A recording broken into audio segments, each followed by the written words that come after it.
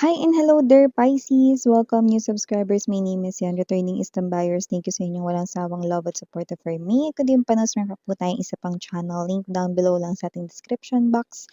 So if interesado, i-click lang yan para makarating po kayo there. Everyday nag-upload din tayo ng collective readings for all signs doon. At syempre, wala tayong gender dito, by lalaki, LGBT, lahat tayo welcome. There's also a possibility na mag-switch ng roles. General reading kasi ito. And at the end of the day, lahat tayo may free will po na free mong gamitin anytime, anywhere. Cross-watchers ni Pisces, welcome ka rin. May Piscean placement sa natal/birth chart, welcome din kayo. Just take only what resonates. Okay, so Archangel Michael, guardian angels of Pisces, can we get messages for them, please? What does Pisces needs to know? Pisces. Just take only what resonates, guys. Energies for Pisces, please. Mga mensahe for them.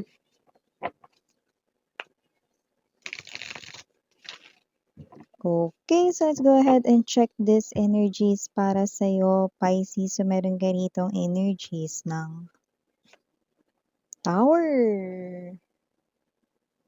We also have here for you the Nine of Swords. Nandito din ang Seven of Wands. We also have here the Nine of Wands, Page of Coins, Two of Wands. Bottom of the deck, we have the Page of Cups, Queen of Cups, and the Star. Okay. Pisces, mukhang may kina-karma na rito, babe. Pero hindi ikaw, 'no? Pero yung karma niya nakaangkla sa'yo. So, parang ikaw yung, I don't know, maybe you're the catalyst or maybe ikaw yung last na parang nag-unlock ng key para makarma na itong person na 'to, 'no? So, whoever this energy is, doesn't have to be that it's only related sa love, 'no? Pero high chance, yes. Pero kasali na rin dito yung parang mga nag-betrayed na tao sa inyo rito. Okay, so parang ngayon na nagsisimulang makarma at mukhang ito ay biglaan at hindi napaghandaan. Yun pa naman yung nakaka-lurky, yung hindi napaghandaan yung karma. Kailangan mo pinaghahandaan yun, lalo na 'pag masama yung ugali kailangan paghandaan yun, 'di ba? Itong person na 'to hindi siya nakapaghanda kasi this karma ay coming from behind. Kaya kung sino man 'tong energy na 'to, I do see that this person right in here, 'no, parang magugulat siya rito sa sudden flow of things, 'no. Alam mo yung energy ng 'di ba kapag kayong ano, alon makikita mo banayad yung pagdating niya 'no, yung paghampas niya 'no, pero kapagka as in rumaragasa talaga 'di ba parang mamamadali ka 'di ba, gano'ng klase ng energy na pang tsunami ang peg. Yung pang movie 'no, na talagang lalamunin ka nung ano, tsunami. O yung tornado 'no, yun 'no, yun pa naman yung nakakainis 'no, yung parang, hindi ka nakapag-prepare tapos andiyan na yung problema. Pero yun nga yung tips 'no, sa mga masasama yung ugali dapat makapaghanda na 'di ba? Lalo na kapagka alam niya na masama yung ugali niya dapat paghandaan niya na yung karma anytime kakatok na lang 'di ba? Eh, yun dito hindi nga kumatok parang sinira yung pinto. Basta-basta iyon 'no. And yes 'no, may energy rin dito mga babes that with the Seven of Wands maaaring may pinoprotektahan ka ngayon. Kay others puwedeng pinoprotektahan mo rito yung money mo maybe because meron kang paggagamitan niyan or meron dito na parang humihiram sa'yo pero hindi mo siya pahihiramin because you already, know yung person na yun na puwedeng hindi yun nagbabayad or wala yung isang salita, okey. Yung iba naman you're protecting here baka hindi naman ito about money, maybe you're protecting here your peace, yan 'no. So, maaaring ikaw ito na dumi-disconnect muna 'no, hindi naman sa mundo, pero parang meron ka lang mga certain people na hindi kinakausap ngayon. Maybe because they're draining your energy. Alam mo na, parang pang battery, 'di ba? Parang pagkausap mo yung mga taong 'yan, parang ang bilis mong malobat.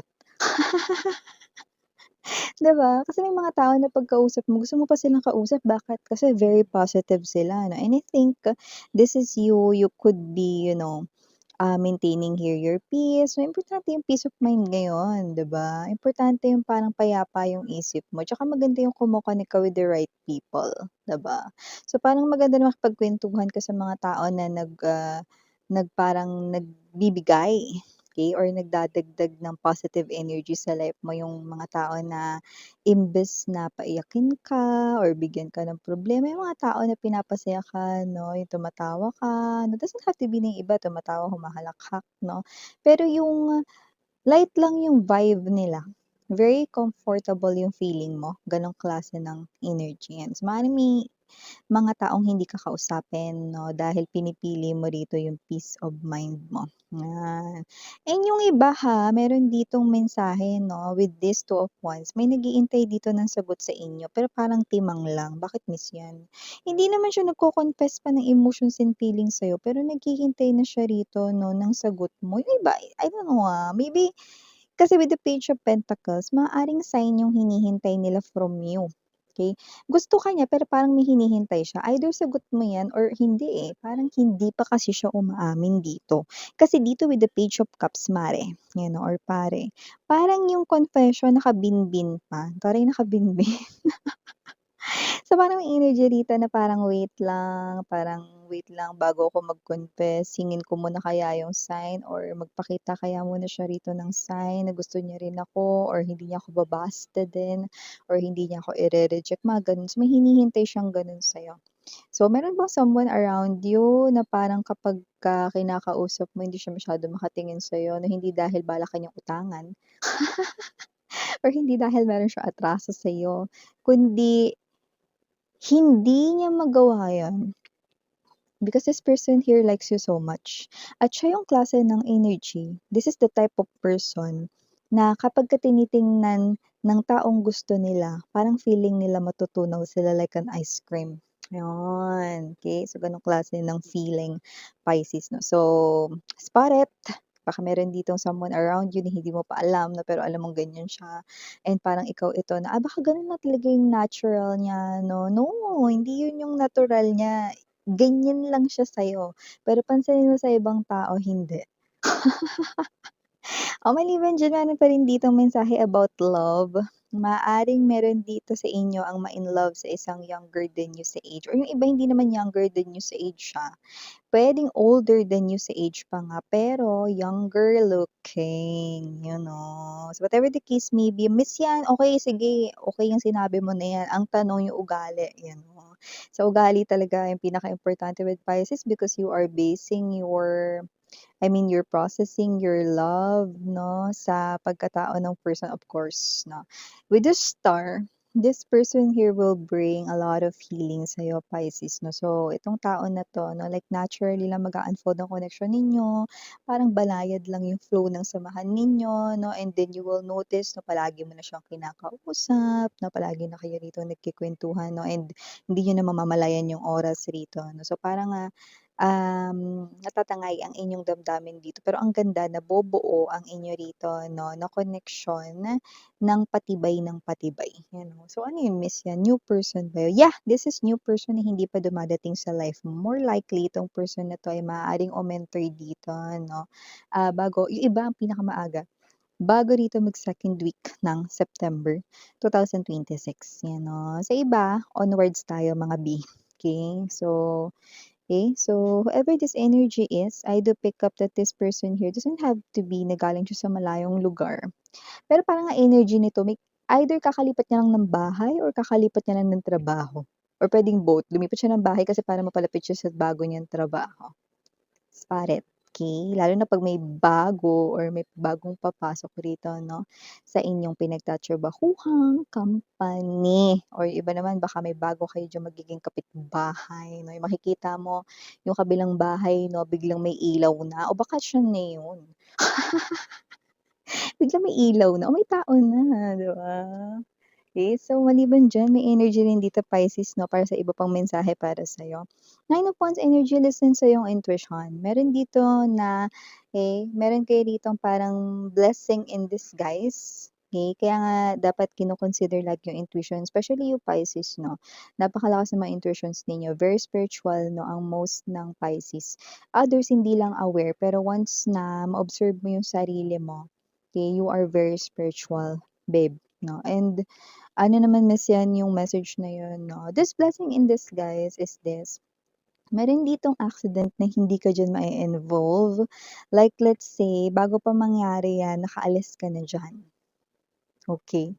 So, whatever that is, yung iba hindi naman yan accident 'no, hindi rin naman yan incident. Like let's say, what's this, yung iba hindi yan yung iniisip ninyo na, ay may nagbanggaan, gano'n. It could be, pero yung nakukuha ko rito meron din ditong ibang mensahe na parang iniiwas ka dun sa isang klase ng sitwasyon na ayaw mo.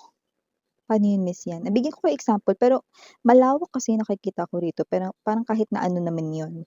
Pero parang iniiwas ka sa sitwasyon na ayaw ninyo. Like let's say, ayaw mo makita yung pagmumukha ng ex mong damuhong. Eh, nandun ka sa mall kung saan nandun din siya.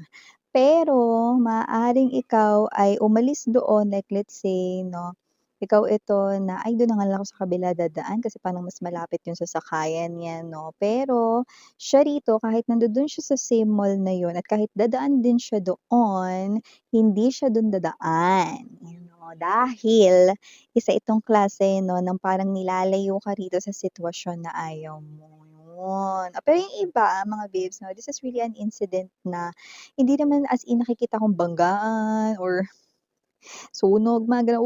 Walang gano'n 'no. Pero yung iba puwedeng ganito, like let's say, um, dun sa parang kakadaan mo pa lang, puwedeng slippery yung floor or yung stairs, okey, or pagdaan mo saka naging basa yun or may natapon doon na hindi nakikita 'no, something slippery so hindi ka nadulas, 'di ba? So gano'ng klase ng energy. Alright. Last but not least, message for my Pisces people when it comes to money naman, B, pero iba hindi money, career ito, so parang job. Meron akong nakita ritong negosyo na maaari ninyo ritong iwanan dahil magiging, maganda ang opportunity ng trabahong ito. Eh, pero yun nga, itong trabaho na ito may kailangan kang i-sacrifice. Yun nga at possible na ito nga yung negosyo kung may negosyo ka. Pero worth it naman na ipalit mo ito doon sa negosyo na yun. Pero puwede mo naman daw balikan yung negosyo na yan 'no, once na makuha mo na ito. Kasi hindi ko alam kung kailan pa ulit yan ibibigay ni universe sa'yong opportunity na yan. Pero mararamdaman mo na, "Ay gusto ko 'tong i-grab na opportunity na 'to." And when you feel it, go grab it agad, okey? Kasi yun na yun, okey? Because dito nakikita ko ang sign is hindi ka maghe-hesitate. Hindi ka "Ay may negosyo ako, anong gagawin ko?" 'Di ba? Hindi ganun yung magiging una mong reaksyon, "Ay ang ganda nito." Gano'n agad yung reaksyon mo, "Parang maganda 'to, parang gusto ko 'tong i-grab." Yan, parang kahit meron kang parang pang-abang na negosyo or whatsoever, pero 'pag the moment na makita mo 'tong opportunity na 'to, eh, minsan kailan ba yan makikitang opportunity? Actually iba nakita na 'to, eh. Eh, nitong, this past few weeks 'no. Pero sa iba, okey, na medyo hindi agaran itong makikita, okey, maaari niyo itong makita September, October. Okey. And after nun 'pag 'di mo yun nakita 'pag nakita mo yun ta's nalampasan mo yun, hindi ko pa alam kung kailan mo ulit yun makikita kasi parang once in a blue moon yung datingan nito. Pero ang sign once na makita mo yun parang gustong-gusto mo yun agad gawin. Parang gustong-gusto mo yun agad na i-grab na opportunity na yun. Then just go for it, 'di ba? Kasi yun na yun, yun. 'Di ba? So YOLO, you only live once at ito na yun kasi nakita ko dito yung mga Piscean diyaan parang may binabalak sa kanilang kaperahan kaya gusto makapag-ipon parang may ano, may mga gagawin kayo rito sa inyong kaperahan kaya parang gusto ninyo makapag-save more, ano, okey? So go grab it. So ito yung mga mensahe na nakuha ko para sa'yo Pisces. Thank you so much again, I'm Mariana Oni for the Ghost, Signana Duna for the Boy, Sarang Hail, Love and Light. Hidra, annyeong.